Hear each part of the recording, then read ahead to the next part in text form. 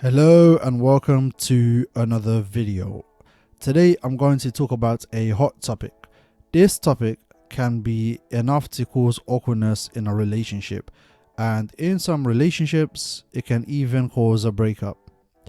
It's crazy something like this could have such an impact in a relationship between two people.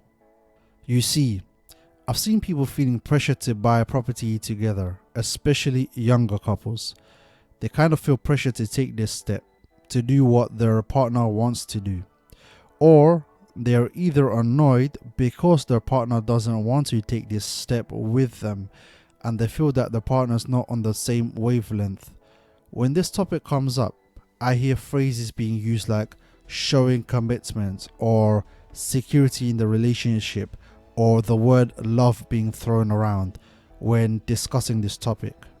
Now, here's the thing.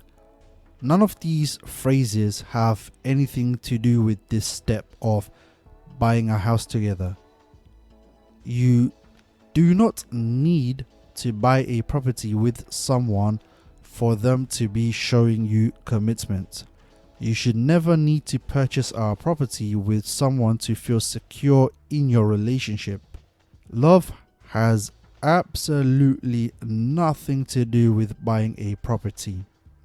Using the word love in a situation is probably the worst out of the lot, because this is a business decision and you're trying to put emotions into it. Many people are putting themselves in a situation that they'd rather not be in because they mix personal emotions with business. Remember, buying a house is a business decision and should not be intertwined with emotions. You see, no matter which way you look at it, you two are entering into a joint venture. Both of you need to really understand that. So, before you look to go down this route, you need to make sure the terms are very clear and both of you need to know what the terms are. Now, this bit is serious. You need to listen. You need to both understand that you are financially committing yourself to someone else for approximately 25 years. Maybe even longer, depending how long the mortgage is. Now, I don't want to be that guy, but let's be real. Most relationships do not last for 25 years. Now, I'm not saying your relationship won't last for 25 years. Hopefully it does. But you have to be realistic. So, bear that in mind. If your emotional relationship ends, your business relationship does not. Your business relationship is not tied to your emotional relationship. The mortgage lenders are not going to suddenly say, "Oh no, you guys broke up. Cool, it's alright, we'll cancel the contract." You see, the mortgage lender does not care that you've broken up. What the mortgage lender cares about is each month payments are being made.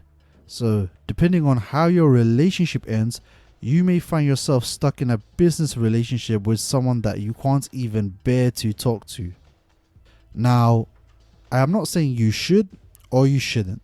I'm just saying that you should be careful when it comes to making a big decision like this. There are pros and cons to buying a property with your partner. Some of the pros can be shared financial responsibility. So when you buy a property with your partner, you will both share the financial burden of purchasing the property, including the down payment, mortgage payments, property taxes, and maintenance costs, which can save you a lot of money in the long run. Also, combining your incomes can increase your purchasing power, allowing you to afford a larger or more desirable property than you might have been able to afford individually. But, of course, there are cons.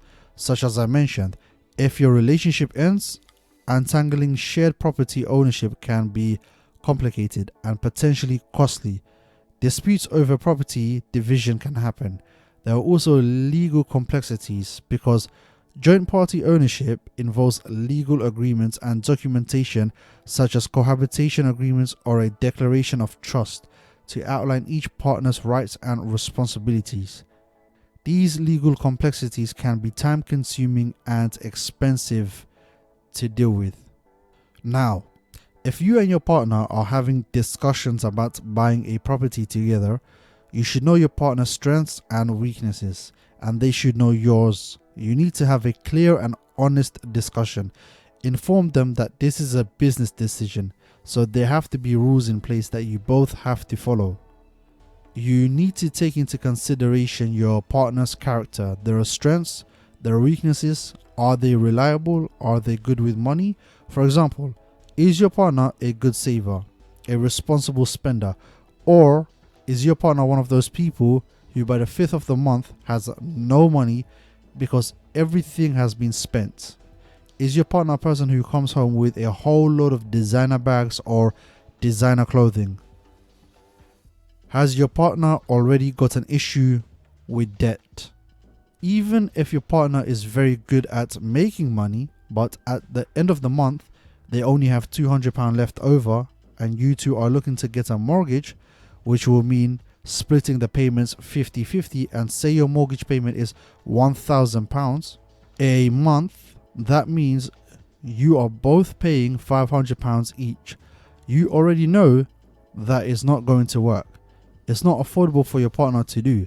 Even if the mortgage payment split between you two will say £200 and your partner only has £200 spare each month, again, that is asking for trouble because your partner is already at capacity, so there is no room for error. If something goes wrong in the month, your partner's not gonna be able to make the payment. Let me tell you something. In the eyes of the lender, you are either both good players or none of you are. The lender sees you as one. So if one party is unable to make their share of the mortgage payment that month, the other party needs to cover it, because if they don't cover it, then they are both affected on their credit report, and also it can lead to legal actions for both of you. Look, if you really want to buy a property with your partner, then I suggest you two live together for a while. Look, if you really want to buy a property with your partner, then I suggest you two live together for a while, so you can build an understanding of each other, observe each other's financial behavior, you can discover their strengths and their weaknesses. Everyone has flaws. What you need to understand is how much these flaws could affect any joint venture that you get into with each other. If your partner cannot separate his or her emotions in this situation, then if something goes wrong, you are going to be one of these still trying to sort out this property problem with my ex type stories. And this can get very long, very boring, very fast. Make sure the cost of dividing everything is 50-50.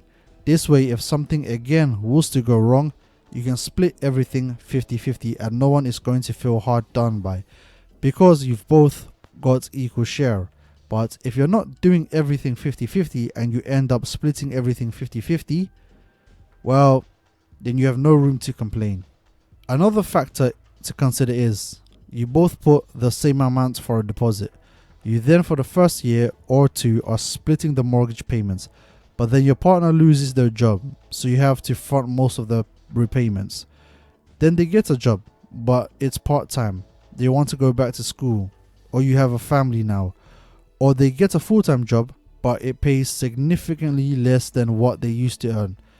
Now you are having to front the entire majority of the mortgage.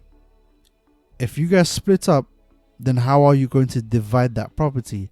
If you divide it 50-50, then you feel cheated because you fronted majority of the mortgage payment, building up that equity. It's another thing to consider. The best suggestion that I can give you on this topic is both of you buy properties, buy one for yourselves. Therefore, you're each responsible for your own properties. If you want to live together in one of them, no problem. But if something was to go wrong, then there is no issue because each of you have your own place. Anyway, I'm not saying you should or you shouldn't. You need to make the correct decision for you, and that's the only decision both of you can make. All I'm saying is 25 years is a very long time to tie yourself to someone for. So you have to be very sure. So that was the video. Hopefully you found it helpful. If you did, then give it a like, subscribe, let me know your thoughts in the comment section below, and take care.